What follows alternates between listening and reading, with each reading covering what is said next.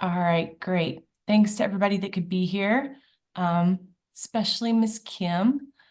We set this up a while ago, so I've been really looking forward to it.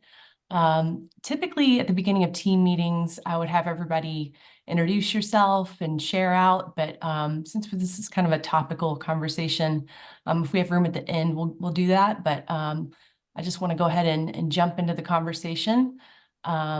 So I had this idea to talk to Kim about what the fostering experience has been like for her, so that she could share with us from that unique perspective. And so we can have that and be thinking about that with the families that we work with.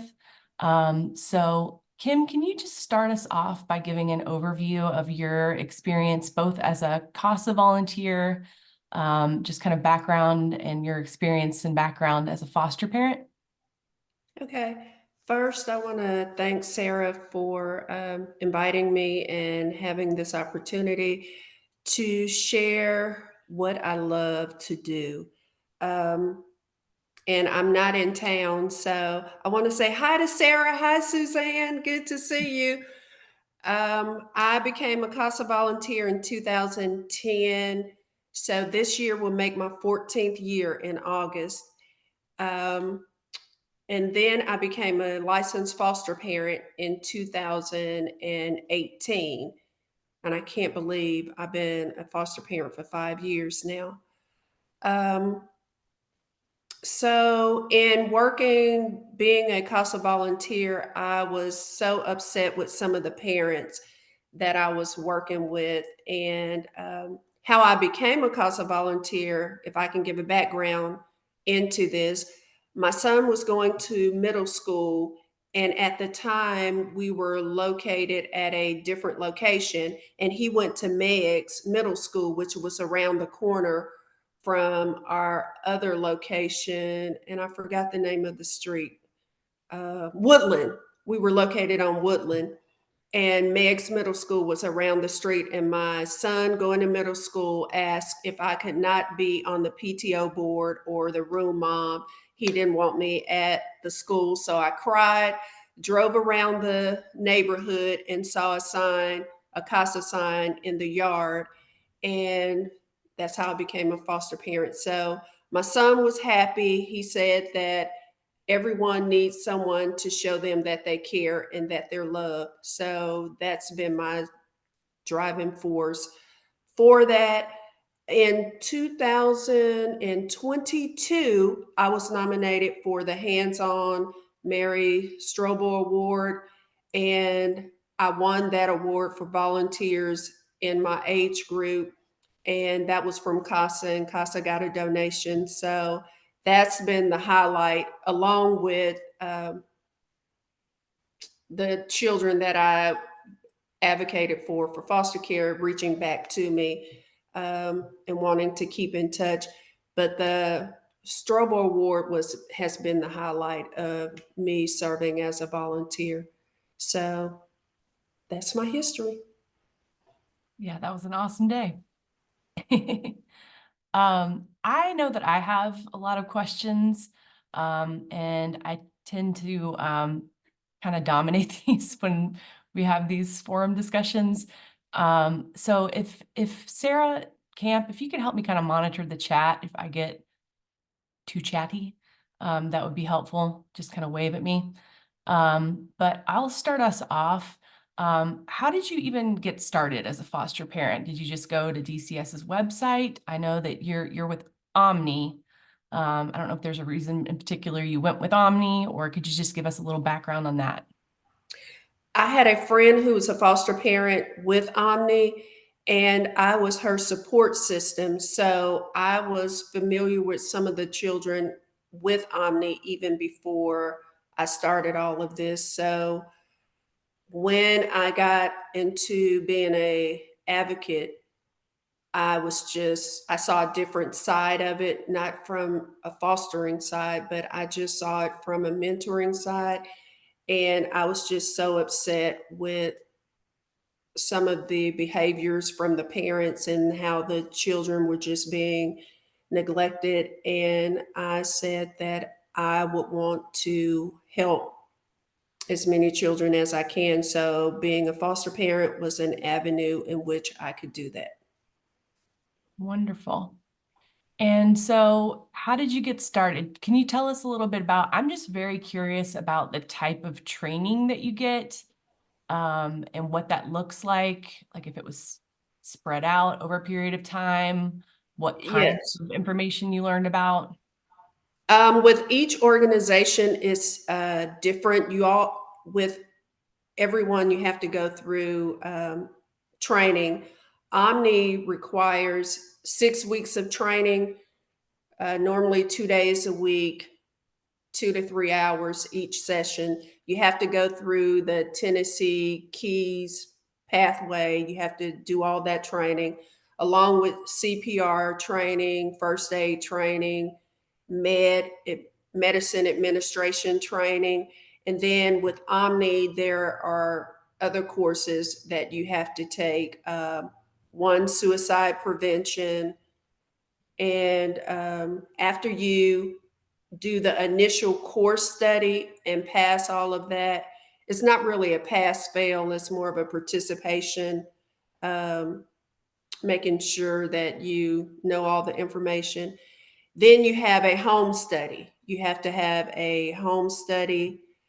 Um, and I see what is Keys training. It's a module that you go through DCS, of different situations, different type of training. It's like in module settings, and I don't remember the different modules of it, but that's through DCS, and that takes about 3 to 4 weeks. And then Omni has different CPR and med administration, and then suicide prevention. We had to do tips training. I forgot what that stands for, but we had to go through that. And each year we have to have, this is just with Omni because that's who I am working with. We have to have 24 hours a year of educational training. What is good for me is a lot of the training that I do for CASA rolls over, and I can um, use that for foster parenting. So it's not like you have to really take two separate things. I'm able to combine it and make it one. And also, some of the training that I use for foster parenting, I can come back and use it for my 12 hours of um, CASA training that I need. So it's not like I'm doing 40 hours of training or whatever. You're able to overlap it because we're working and doing training on the same thing to better serve the children in the foster care system. Gotcha. So you're not currently fostering, correct? No, and the reason I'm not currently fostering is because I've relocated to Memphis. Um, and I did have my home study. I have had my home study since I purchased my home here in Shelby County. I had my home study, and my records from Omni Davidson County will be able to transfer to Omni Shelby County. And I just needed to do my home study to be able to be licensed here in Shelby County. Gotcha. Go Hey, ahead, Kim. can I interject since you're talking about your training? Was just curious, do you feel like they do a good job of preparing foster parents for the trauma that the kids are coming into their homes with and giving just trauma informed, like, developmental, how that's going to impact them and what they might expect, with behaviors and things like that? Or what's been your experience with that? I would say the paperwork and the knowledge that you receive from the training, whether it's on videos or in person, nothing prepares you for the actual trauma that you receive once you get in the home. My last sibling group, with my years of CASA training plus my being a foster parent, I still felt inadequate with the trauma that the children possessed. Not possessed is not the correct word. Scratch that. Which the children had when they came in. Experience and hands-on training, I think, is the best, and you learn as you go.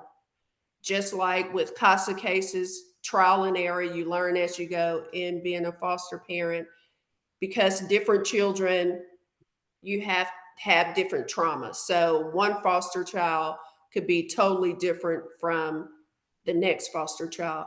But experience, I say, is the best teacher, and you learn as you go. But I do think that foster parents need more support. And that's where CASA can come in to provide that extra eyes, extra support needed.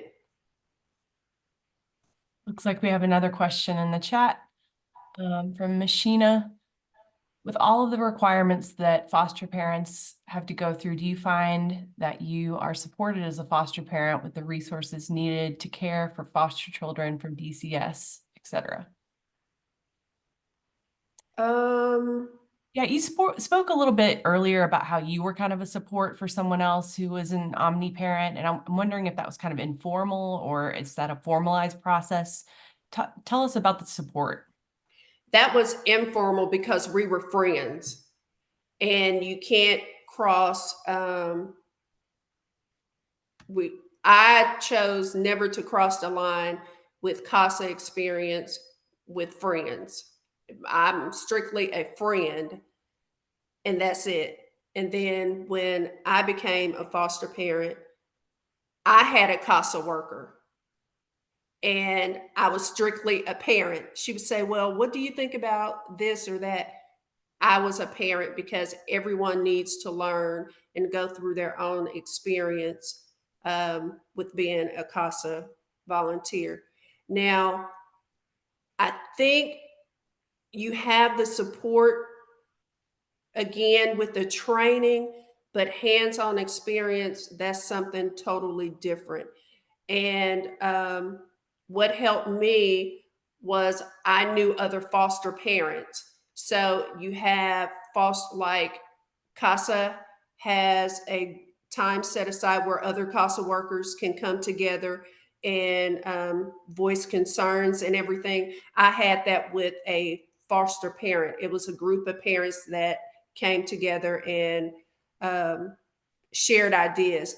That helps because you never want to feel like you're the only person going through a certain situation.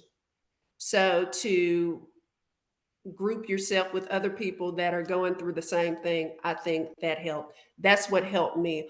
Also, Omni, I don't know about Agape or Camelot or the other foster care agencies, but Omni provides what we call respite for the foster parents. You get 1 weekend a month respite that Omni pays for. It doesn't come out of your room and board. Omni pays for that. And that too was a plus for me because that let me know that they care about you needing to do self care. So that was another plus for me in going with Omni. Was that like I an hope I optional answered the thing? question. I'm sorry. I was just wondering if that was like an optional thing, or was that like a built-in, like we're having this weekend of respite? No, you get to, well, when I was there, you got to choose what weekend you needed a month. Say, for instance, you were having um, a family gathering out of town and you knew about it. Of course, you can't, you can't take the foster children cross state lines unless it's pre-approved. So if you knew you were going out of town, you could say, hey, I need this particular date for respite. Can you make sure that I get that particular date? And so they try to provide that. Again, if you form an alliance, group of foster parents, you can work in between yourself, say, hey, I know this date, I'm going out of town next month. If you keep my child this month, I'll keep your child next month. So that helped out a lot. Okay. Yeah, typically, just in my few years of doing this work, what I've seen with respite is that it's really kind of brought up as like a last ditch kind of foster parents really having trouble handling some behaviors, and we are kind of scrambling for respite to try to keep things from disrupting. Um, I don't know if you all have seen that, or I don't know, Suzanne, in your years of doing this, if that's been your experience, if you've seen other provider agencies that provide that kind of built-in support. Yeah, I think that most of the time we hear about it, it's because there's some sort of an emergency situation. I think it's great that it happens regularly, and I encourage volunteers to check with the foster parent and see, are you getting respite? Are you getting a break? How are you doing? So that even when things are going good, they stay good. Again, now that's with Omni because that's who I work for. I don't know about DCS, Agape, Camelot, or the other agencies, how their program runs. That's just been my experience with Omni. I've also noticed that it's kind of harder to get, depending on the child's behaviors and CANS level, and that's kind of what I've seen too. So, but yeah, I think that's a really good idea, Suzanne, to kind of have that as a suggestion when you're talking to foster families. So it's not just like a very last minute scramble to get it because, we're imploding from these behaviors. Yeah. So I have a question for you, Kim. Well, hold on. Sheena's got a comment. Omni provides a built-in respite that is not required to take, but is offered to help parents. DCS does not provide this. So my question is just in your network of foster parents, when you guys are offering support to each other, what do you tell one another when somebody's having a difficult time communicating or getting the support or information that they might need from their caseworker? I have so many foster parents that come to me or come to my advocates with their frustrations. And it's hard to know who to direct them to because the FSWs are so busy and they have so many cases. So how do you guys kind of direct each other when things come up and you don't feel like you're getting what you need, or maybe that doesn't happen in your experience? We talk to each other, and then we have an Omni team leader, and then there's a DCS team leader. So we have two different people that we can talk to, but in talking with each other and we share experience of something that's going on, they may say, hey, I had that same experience and here's what I did. And then you try to do that. And then if that doesn't work, then you go to the team lead to try to get suggestions before that. But with Omni, we try to handle it within Omni before it goes to DCS. There's also a foster care parent, foster care parent liaison. I can't think of her name now because I've been gone. Foster I'll parent think, advocate, yes. advocate. Yeah. Um, I can't think of it right now, but I'll probably think of it before the meeting is over. But also, we can go to her and get advice and direction on what to do. So it's not like we have. And again, I'm speaking only from Omni's point of view because that's the only point of view I know. It's not like we have to go straight to DCS. There are avenues in which we could work through before it gets to DCS. Yeah, so we at CASA, every month or every few months or so, we get an updated directory of all of the current staff at DCS. And what we've noticed in the last 6 months, there used to be a section of foster care support, and there was a team leader assigned to that and staff. And that section of the directory has just kind of disappeared. Or those people have been like assigned to new positions. And we've been trying to get some clarity around, I mean, does this exist anymore? It certainly needs to. And that's something that we're still working on trying to get clarification around. Sarah, I don't know if you've heard any more about that. No. Yeah, no, trying to get clarification. That's the stage where we are right now with that. Yeah, it seems like so many things that foster families, kids, our volunteers are having issues with, problems with. You just kind of have to go to the FSW, then go to the team lead, and then keep kind of escalating it from there. That's been my experience. I have more questions, but I'm wondering if other folks do. So Kim, can you tell me, in the years that you've been fostering, what's the kind of the age range of kids that you've worked with? Another good thing with Omni is you have a preference sheet of what age group you would want to work with. So with me, my area with advocating has always been African American teenage girls. So I did not want to deal with the teenage girls in advocating and then 24/7 have teenagers in my home. So I chose grade level children. They had to be in school, at least in kindergarten, and then up into 12 or 13. My last sibling group,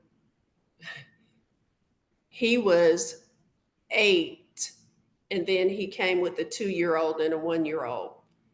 And that was totally out of my league because my children were grown. So that was just like me starting all back over. But no teenagers. And I put that on my sheet for fostering here in Shelby County because here I'm dealing with children in residential, which are teenagers. And that's just my preference. Grade age 5 to 12, 5 to 11, something like that. Yeah, just to give a little bit more background about that, since Kim is in Shelby County now, and we work with so many kids that get transferred to residential facilities in Shelby County, she's been kind enough to go and visit with those kids when we as staff and our volunteers aren't as available too. So that's been wonderful. So was your training specifically geared towards working with that age group, or was it for all ages? All ages. I just chose that age group. And it's good that they ask because I think you put more care into doing what you want to do instead of it being forced on you. So I like that about it. You also have a choice to either agree to that packet that they send you or you not agree to it. Most of the time they say, hey, we have um, an African American male or female. Oh, and they know I don't do males because at the time I had my young adult daughter living in my home and I didn't want any false accusations or anything. So you have to prepare yourself and protect yourself also in being a foster parent. I did not want to take anyone that had trauma and history of starting fires, running away, and you have to ask questions because sometimes you're not giving all the information in fear that you won't take a child. So you have to ask questions. So one of the reasons why I asked about the training being geared towards age levels, I'm just wondering, so as, you know, if someone was a parent to a child and that's their biological child, you can make parenting choices about what kinds of things, how you want to raise your child, not to state the obvious, but the kinds of information that you want to impart onto them, discipline, all of those things. And I'm just wondering, do they give you guys parameters around the types of information and in terms of like how you can talk to children and what you can talk to them about? And specifically, I'm wondering about with teenagers, and just, the real lack of sexual education in public schools and with teenagers. Did they give you all any guidance about what you could or could not talk to them about that or any kind of other topics? Yes, and that's in a module of the training that you have to have. I specifically remember in one training that we had, we were talking about ways to avoid conflict or resolve conflict. And it was giving giving the child a choice of whether to do X, Y, and Z. And I remember a lady raising her hand. She said, "Well, that's not how I was brought up, and that's not how I brought up my children. You did X, Y, and Z. You didn't have a choice." And so we had to remember that they're not our biological children. There are parameters and guidelines in raising and making sure that you're doing the best for the child and providing a safe environment for that child. So, yes, sometimes the parameters, the rules are totally different from the way we raised our biological children, but you have rules and parameters to follow. And if the foster parent isn't following those, there are consequences for those foster parents. And a lot of times when the foster parents aren't following them, that's when CPS is called in and there's an investigation on the house. So just to get really specific, I had an incident where one of my volunteers was working with a 13-year-old that was engaging in sexual behaviors, and was asking the volunteer about sexual health and those types of questions. And she was kind of in that moment tried to handle it as best as she could, but she wondered, if the foster parent was able to give the youth kind of guidance around that. What might you say to that? I normally don't give information about that until after I talk to the counselor.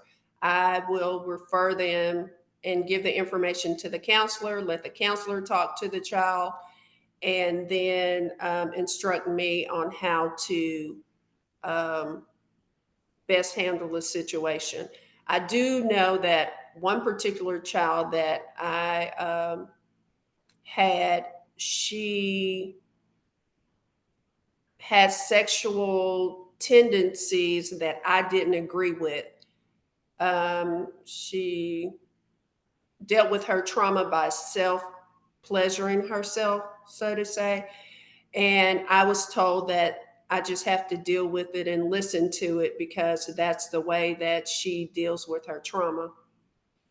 Well, that didn't sit well with me because I had my other daughter in the house, and then it can cause conflict. So I had to have a session one-on-one with the counselor to find out how I can deal with it in the best way that we can deal with it. And then we had to sit down together, um, so to say, family therapy, and deal with that. So I would suggest always going to the counselor first and let the counselor give advice, and then you follow the direction of the counselor. That makes a lot of sense.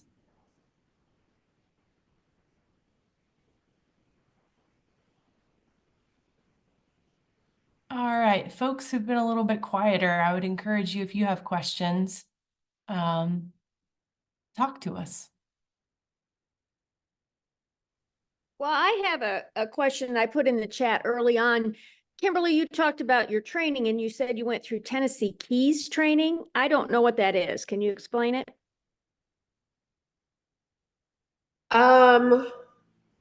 It's different modules of different things, suicide prevention, adolescent training.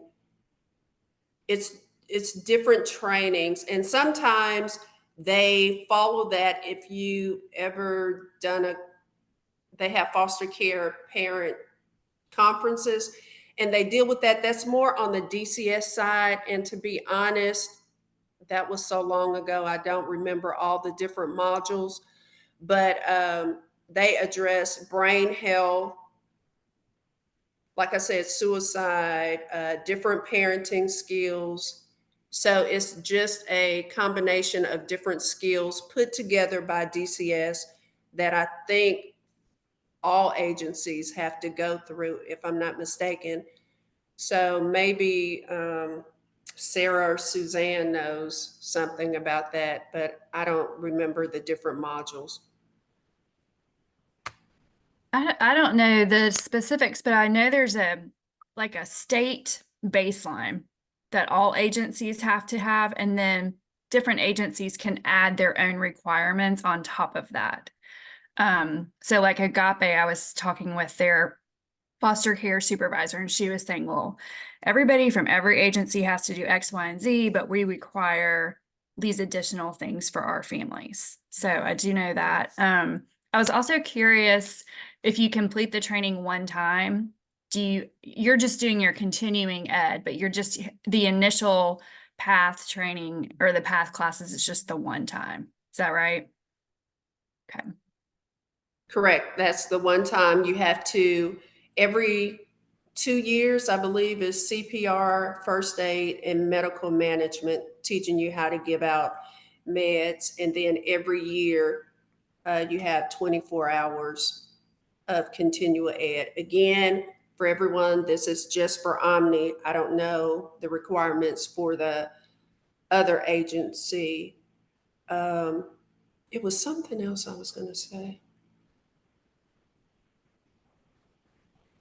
Oh, Omni is already in a new class. They go through classes at different times. They're in a new class now. I don't know when the next session will start, but I can let Sara know, and she can let the team leads know if anyone is interested in that. And again, Omni is statewide. Oh, I know what I was going to say. Omni receives level 2 and level 3 children. And we also have therapeutic training to help with those levels. Some agencies only do level 1 and 2, but Omni does level 2 and 3s, a lot of 2s and 3s. And again, that level is determined by their cans coming in. Most of the time when the children come in, they don't know their exact level right then because they don't have all the information. And then as you go along, as with our CASA, you learn more as you're on the case. You learn more about the child as you the longer you deal with the child. So Omni sees level 2s and level 3s. So something you said earlier about kind of your preferences about the youth that you would have in your home as foster kids. You said that you had some kind of parameters around like fire setting and things like that. What I find is that some of the foster placements that I've seen disrupt was because DCS withheld information about a child's past. In particular, a lot of times it's been sexually reactive behavior, inappropriate sexual behavior, and then that child acts out, and the foster parent says, I had no idea about these types of behaviors. No one told me. And so you said you are really proactive about asking those questions, but I'm just wondering, like, how complete you feel like the information is from the onset. Like, is it just very base level, like this is the age, gender? I mean, or is there like a packet of information they give you, or what does that kind of look like? Most of the time, you don't get all the information because you have to look at it. CPS is coming to take a child. So most of the time, they're taking the child from the parent. So the parent isn't going to divulge most of the information that needs to be given to better help the child. So you find out things later on. You'll know the reason for them being in the system, you'll know that, but the specifics of that, you most of the time won't know unless they're coming from someone else besides the parent. Just say the parent let them stay with the family friend, and then the family friend is having problems raising the child and it's too much for them. Then they come in the system. The family friend will give all the information that you typically need to start, but until they get that initial physical coming in, you won't know a lot of information. And being a CASA worker helped me in that aspect because with CASA, when you first get a case, sometimes you don't know a lot of the information until you've been in the case, and then you find out this, you find out that. And yes, we have a tendency to fault DCS, but if they're not given the information, they can't give it to the provider, and then the provider give it to us. Now, sometimes on the flip side, they do have the information and they're not giving it because it's a hard to place child. Yeah, I totally agree. And I think I've seen some really good advocacy from my volunteers, not only for the kids that they, are their CASA kiddos, but potentially other kids in the home, if there could be safety issues, if we know that this child has this issue. And if I could just give a plug, if you do find yourself in that situation where you know that other kids could be at risk or there's any kind of safety issues, really advocating for a safety plan and ask for it in written form and make sure that there's a format that DCS has to follow for those safety plans. And I've seen really bad safety plans and I've seen better ones. So just giving a plug for that, making sure that if you know something's going on, ask for safety plans in writing and advocating for better ones if they're not good. Along the line of safety, have you ever felt unsafe? Maybe because a parent found out who you are and where you live. Has that ever been a concern for you or any of the foster parents you live with? I'm sorry, that you work with. No, because I never told the biological parent never knew where I lived.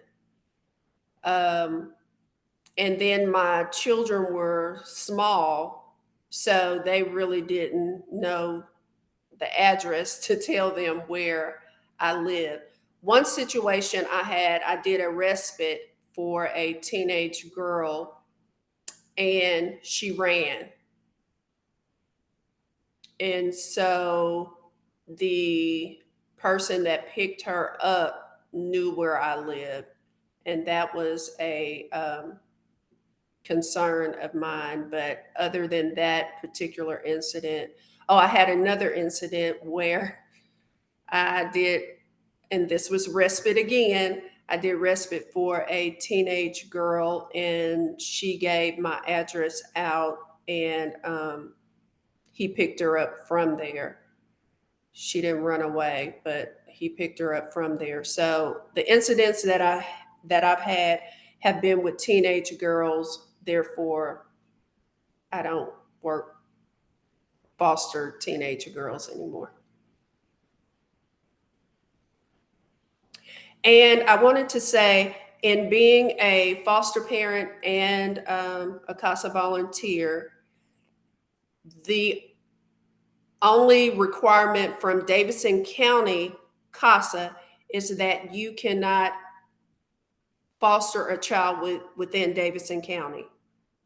Your children that you foster has to be in another county, which all the time, that's not hard to do. Rutherford County, Sumner County, Clarksville, I forgot what county that is. So you cannot, because of conflict of interest. And we found that out through trial and error because I was a foster parent and a CASA volunteer. So that's the only requirement, that the child that you foster cannot be within Davidson County.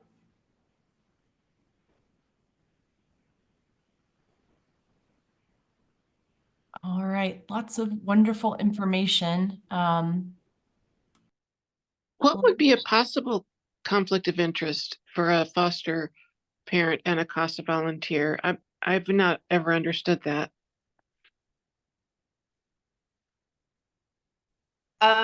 For one, Davidson County and CASA, you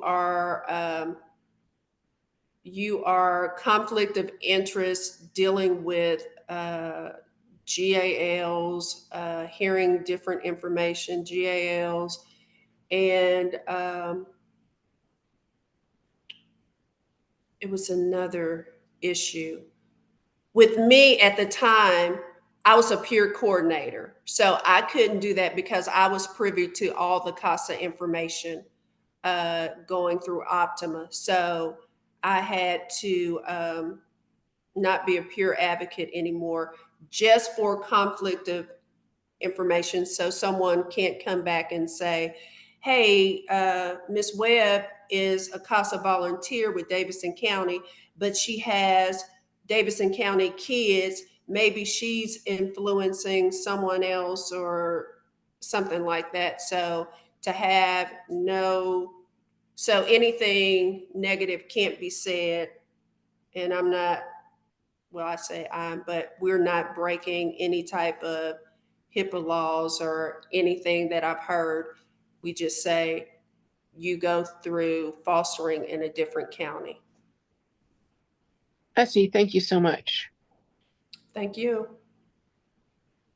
And Shelley will be able to better understand that also, if you have any further questions. Sheena wrote, I would think that would put you at an advantage being a CASA.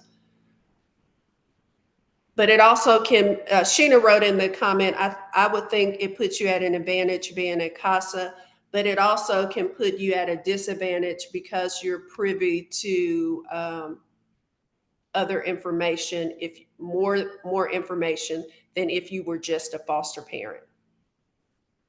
Yeah, I think that's really what I meant. I probably put advantage, but I was thinking that the courts would probably see it as if I'm a foster parent gaining information, the same information that a CASA can have access to, it would put me at more of an advantage when I shouldn't have that advantage. I should be able, I have to have so many requirements as a foster parent that I shouldn't be privy to from the other side. I would think that would be the problem for that.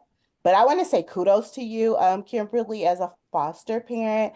I'm a former foster parent and the system broke me. And I don't know that I could ever, ever do it again because I did lack the support needed But this is many years ago. I hear it's gotten better, and I hear it's gotten worse as the CASA parent. As a CASA, I've heard, the horror stories that I did not hear as a foster parent, but felt the same horror stories that I'm hearing as a CASA.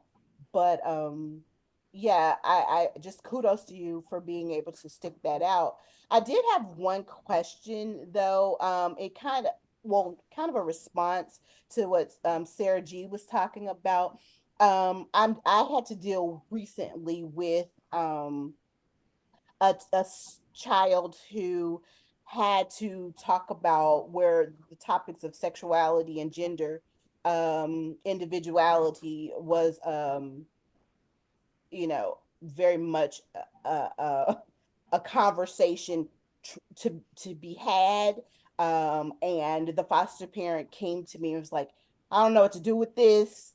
I know what I feel. What do I say? And my first instinct was, as a CASA, was say nothing now.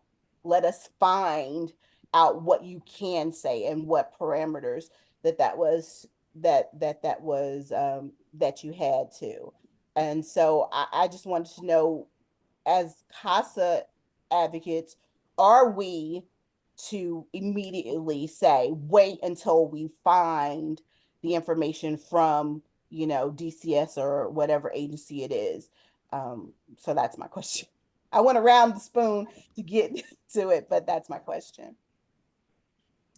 I always, as a peer advocate and an advocate, I always direct those type of questions to the counselor, and then instruct my volunteers to address that with the counselor. One, I'm not a licensed counselor and a medical provider, so I always direct that. I did that as a volunteer. I do that as a volunteer and as a foster parent. Direct all of those concerns, behaviors to the counselor so that he or she can work on that during the session. Which, if they're working on it during the session, then that in turns help me as a foster parent. Also, as an advocate, I never wanted said that. Volunteer Kim said X, Y, and Z, and to do X, Y, and Z. Always let that come from the counselor. And that's worked for me. So, unless someone else has another suggestion. No, I think that's great. I think um, just a kind of a good rule of thumb that I practice and when I've worked with kids over the years is if they come to you with anything that you're not quite sure how to react with, just kind of sit with it and, say, it's okay to say, thank you for telling me that. I'm not sure I have an answer for you right now, but I really want to think about it and we can talk about it another day. That's been useful for me at times. And Sheena, I think in your situation, like looking for resources to be helpful, which is what you did. And I think that's absolutely a great thing to do. Because we don't all know all the things. So it's good to direct people to people that can be helpful. And I know that might also be motivation to advocate for counseling if the child, because I know in this situation the child's not really been engaging in counseling, but if there are these big things going on in their life, then maybe that's a plug for counseling. I don't know, just a thought. Thanks, Sarah. I agree with you because, well, first of all, I went to Sarah first, so that's why she knows all about it. Because I was like, whoa, wait, hold up. What do I do about this? But being in the field that I am in, I also had the access to the resources. So I just wanted to ensure that, before I provide these resources, who do I get the okay for that I can actually provide these resources? And so went to Sarah, and Sarah said, let's contact DCS, let's contact this person. She contacted Shelley, and so we all kind of work together to say, okay, yes, Sheena, since you work in this field, you have these, this information, you can provide this information. And then I told them to speak it over with their counselor. So yeah, it worked out, but I'm with you, Kim. I don't want it to ever be said Sheena gave advice about anything. I'm not a counselor. So And I make it a habit as an CASA advocate to get the counselor's number, even as an advocate, because I may need to email, talk to the counselor about something that's going on. So I always make it a practice to get the counselor or where they're having therapy, especially now in residential, because that's a whole new ball game with the ones in residential. So I would say always make it a point to know who the counselor is if you need to get that information. Kathy Ware says, I strongly agree that trained professionals should provide guidance on matters of sexuality and identity. I don't think it's up to us to encourage or validate, deny directly to the child. Yeah, and Agree. DCS's policies are ever evolving on that. So we'll try to provide as much education and support around that as we can too. So we're coming to the end of our time. I'm wondering if anyone has a last question for Ms. Kim.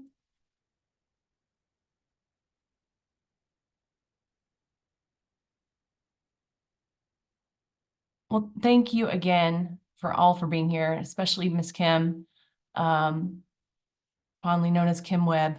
We always call her that, her full name at CASA. But we appreciate you so much for everything that you do, for your time today and everything that you've done over the years for CASA and for kids in the foster care system. And just very grateful to have you on our team.